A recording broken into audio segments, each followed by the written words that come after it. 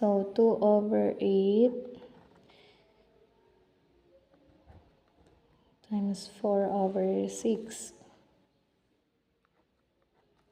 Okay, so start muna tayo here. Ang 2 at 6 ba, meron bang GCF? So let's try. Factors of 2 is 1 and 2. Hindi siya pwedeng 3 kasi 2 divided by 3 is magiging decimal na ang sagot. So 6, factors of 6, we have 1, 2, kasi 6 divided by 2 is 3, which is a whole number, and 3, so 6 divided by 3 is also a whole number, and itself 6. So ano yung pareho, yung pinakamalaking number na pareho silang meron? So parehong meron ng 2. So 2 at 6, you divide it.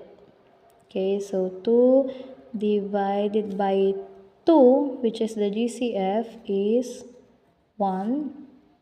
And 6 divided by 2, which is the GCF, is 3. Okay, now we have, next, 8 and 4. So, meron siyang factors or GCF.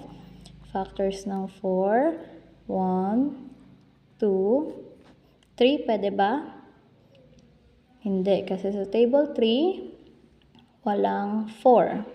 Sa table 4, merong 4. How about sa table 5, meron bang 4? Wala. So, wala nang ibang factors. 8 naman. We have 1 and itself 8. So, kung ilalagay natin 2, sa table 2, meron bang 8? The answer is yes. And kung ilalagay natin 4, sa table 4 ba merong 8? Again, the answer is yes. So, ano yung pinakamalaking number na pareho sila? Since GCF ang hinahanap natin, GCF, greatest common factor. So, we have the 4. Ito ang pinakamalaking number na meron sila pareho. So, that means, this one, 4 divided by the GCF na 4 is 1, and 8 divided by GCF na 4 is 2. Now you have your new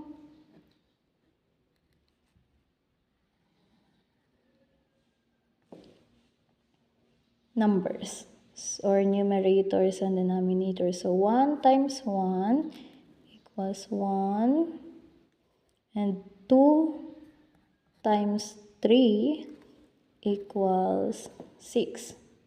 So, hindi mo na kailangang mag-lowest term.